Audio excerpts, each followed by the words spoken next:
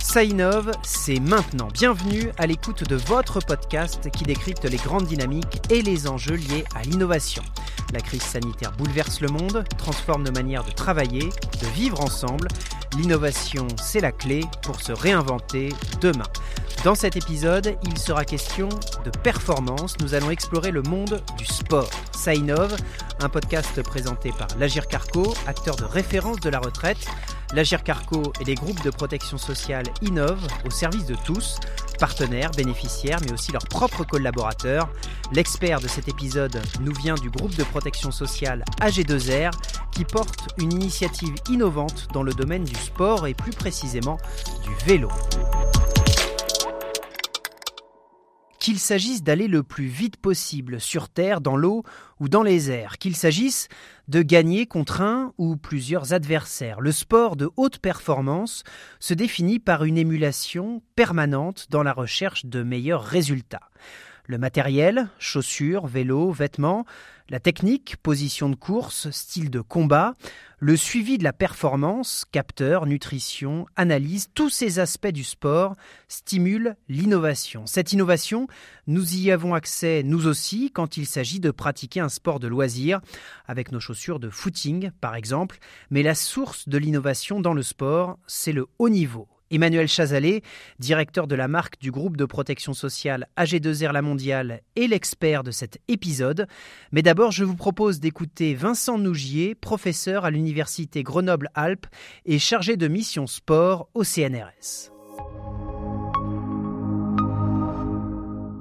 Si on s'intéresse au sport de très haute performance, ce qui l'organise fondamentalement, ce sont des règles. Et ces règles, le but du jeu, c'est de les explorer jusqu'aux frontières de ce qui est autorisé. Donc tout ce qui n'est pas interdit est autorisé.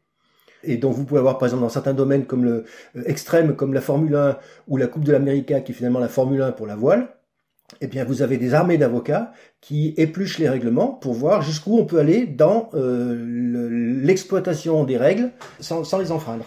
Donc la question, c'est comment être meilleur dans le cadre de ce règlement. Et donc à partir de là, eh bien tous les systèmes qui permettent d'améliorer les performances tout en respectant le règlement, forcément stimulent l'innovation, avec des enjeux qui peuvent être très très différents dans l'optique de soit des matériaux par exemple pour améliorer la glisse, pour améliorer la pénétration dans l'air, pour améliorer la pénétration dans l'eau, soit des systèmes qui permettent d'assurer un suivi d'entraînement plus fin ou une analyse des résultats en compétition ou des résultats de l'adversaire qui soient aussi plus précis. Évidemment, dans le domaine de la voile, par exemple, ou de la Formule 1, les évolutions technologiques sont majeures et permanentes.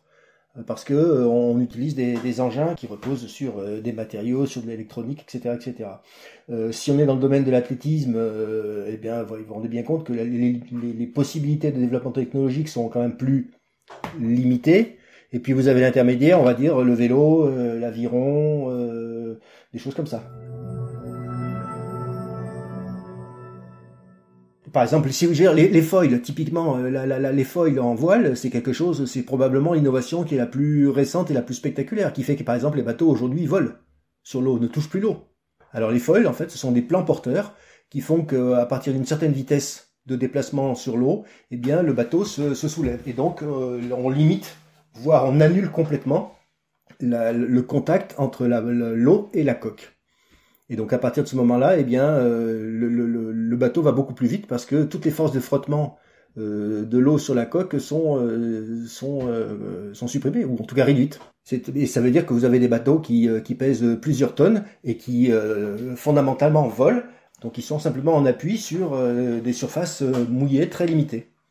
Et ça a considérablement augmenté les vitesses des bateaux, mais ça a aussi complètement changé la technique des manœuvres, la technique de barre et les compétences des marins d'aujourd'hui. Et ça, c'est probablement une des innovations, je dirais, les plus spectaculaires et les plus visibles surtout. Dans le domaine des tissus aussi, vous avez beaucoup d'innovations qui ont été faites pour améliorer la pénétration dans l'air, alors que ce soit les cyclistes, que ce soit les skieurs de vitesse, dans tous les sports où il y a de la vitesse et où il y a donc une pénétration dans l'air qui est importante, eh bien vous avez des innovations à travers les textiles. Et vu de l'extérieur, vous voyez pas grand-chose, si ce n'est quelqu'un qui est habillé avec quelque chose qui est moulant. Et c'est une innovation importante parce que ce sont des choses qu'on n'était pas capable de faire il y a quelques années en arrière. Même chose sur les profils des vélos, sur les profils des guidons. Prenez la position par exemple des cyclistes du Tour de France dans un contre-la-montre. Ils ont changé leur position, alors je ne sais plus il y a combien de temps, mais disons il y a une quinzaine d'années en arrière, avec des guidons qui ont aujourd'hui une forme complètement différente.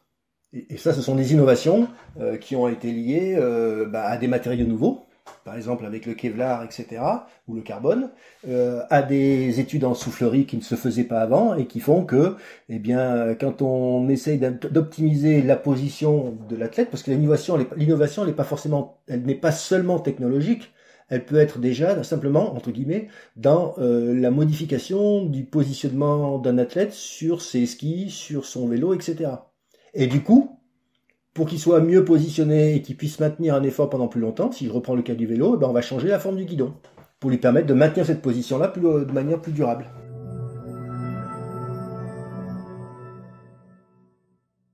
Je prends un autre exemple dans le domaine du ski alpin. Les piquets de slalom. Au départ, c'était des bouts de bois rigides.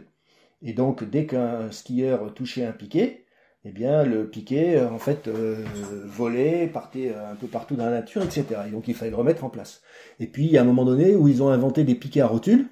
Et donc, ça veut dire que vous avez en fait une partie du piquet qui est plantée dans la neige, et puis vous avez une rotule qui est à la surface de la neige, et qui fait que quand on touche le piquet, il se penche, et il reprend sa place. Ça, c'est une innovation qui n'est pas directement liée à la performance, mais qui a considérablement modifié la technique de ski.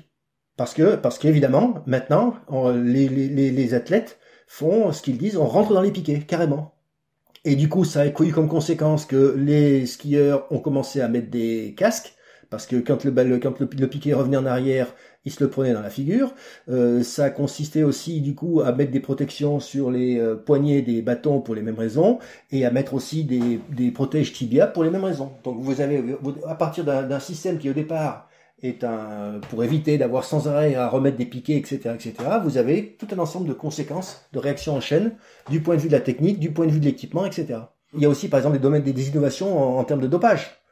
Et celles-là, évidemment, on les voit pas. Donc, je veux dire, c'est comme la fraude à la carte bleue, les systèmes de protection sont toujours en retard d'une guerre par rapport à ceux qui arrivent à débloquer les systèmes.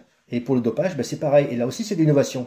C'est d'innovation parce que, on trouve de nouveaux produits, on trouve de nouveaux masqueurs, de nouveaux produits qui permettent de masquer les produits dopants, etc., etc.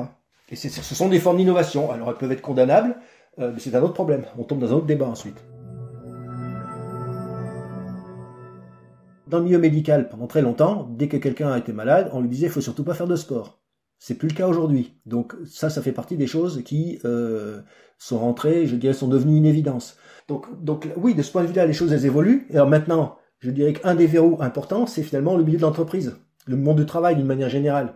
Parce que ça veut dire que dire qu'il faut faire du sport, c'est une chose, mais encore faut-il avoir les conditions de pouvoir le faire. Et quand vous êtes par exemple sur votre lieu de travail de 8h du matin à 6h le soir, si vous n'avez pas un temps qui est prévu pour ça, si vous n'avez pas des équipements qui sont prévus pour ça, si vous n'avez pas un encadrement qui est prévu pour ça, les gens ne vont pas pratiquer. Et il y a de plus en plus d'entreprises qui prennent conscience que ce temps-là qui jusqu'à présent était considéré comme étant, on va dire, perdu, entre guillemets, pour l'entreprise, devient en fait un temps utile parce que les salariés se sentent mieux, ils sont du coup plus performants, ils ont moins d'accidents du travail, ils ont moins d'arrêts de travail, etc., etc. Mais il y a encore beaucoup de chemin à faire parce que ça c'est vrai dans les grosses entreprises, ça commence à se faire, mais c'est loin d'être généralisé. C'était Vincent Nougier, professeur à l'université Grenoble-Alpes et chargé de mission sport au CNRS. Comment une entreprise peut-elle s'engager pour développer la pratique sportive ? Grâce à une application mobile par exemple, ça s'appelle Vivons Vélo et c'est une initiative du groupe de protection sociale AG2R La Mondiale. L'idée, explique Emmanuel Chazalet, le directeur de la marque, c'est d'une part d'encourager et faciliter toutes les pratiques du vélo loisirs, sportif, utilitaire ou encore vélo taf, et d'autre part de maintenir cette motivation dans la durée grâce à la création d'une communauté. Vivons Vélo, c'est des conseils et des services qui permettent d'abord de choisir et d'acquérir un vélo, et puis des conseils et des services qui permettent de faciliter les déplacements à vélo. Donc concrètement, c'est un GPS vélo qui vous permet d'aller d'un point A à un point B en toute sécurité à vélo. C'est de nombreux parcours qui sont embarqués et qui vous permettent à partir de la géolocalisation de votre téléphone, vous avez des parcours qui sont près de chez vous, qui sont expliqués pour pouvoir faire du vélo en fonction de vos envies, soit avec votre famille, avec vos amis, ou faire plutôt une sortie plus sportive. Ces parcours, il y en a 4000 dans l'application et ils ont été conçus avec la Fédération française de cyclotourisme. Il y a également des contenus sur la sécurité pour savoir comment circuler en ville ou sur une route ou avec ses enfants, etc. Ça, c'est pour faciliter toutes les pratiques. Ensuite, pour maintenir la motivation dans la durée, ce programme a des tas de fonctionnalités communautaires et de gamification. Par exemple, vous vous inscrivez au programme en équipe et que ces équipes s'affrontent par des challenges que l'on fait toutes les semaines ou des quiz auxquels il faut répondre, etc. Donc, on a des classements réguliers, hebdomadaires, mensuels et annuels. Et comme ça, on peut s'affronter à d'autres équipes de manière très ludique. Et c'est ce qui permet de maintenir la motivation dans la durée. C'est une innovation d'abord pour un assureur comme nous. C'est un programme qui est extrêmement complet, extrêmement cohérent, qui conjugue à la fois le digital et le réel.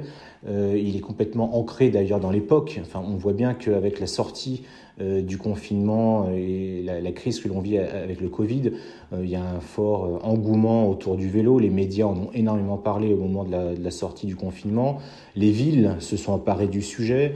Le gouvernement a débloqué des moyens. D'abord, ça a été 20 millions, puis 60 millions d'euros pour que les Français puissent faire réparer leur vélo. Et là, on voit que dans le plan de relance, il y a 200 millions d'euros qui sont fléchés vers justement le développement d'infrastructures ou de parkings sécurisés à vélo. Donc on voit bien que c'est un fait de société.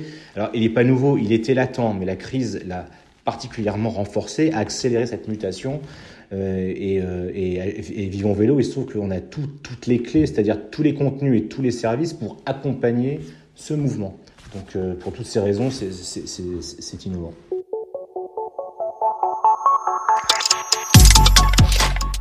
Vous venez d'écouter Ça innove, le podcast qui vous parle des grandes dynamiques et des enjeux liés à l'innovation. Une émission produite par l'Agirc Arrco, acteur de référence de la retraite. N'hésitez pas à noter l'émission, à nous laisser des commentaires. On a hâte de vous lire.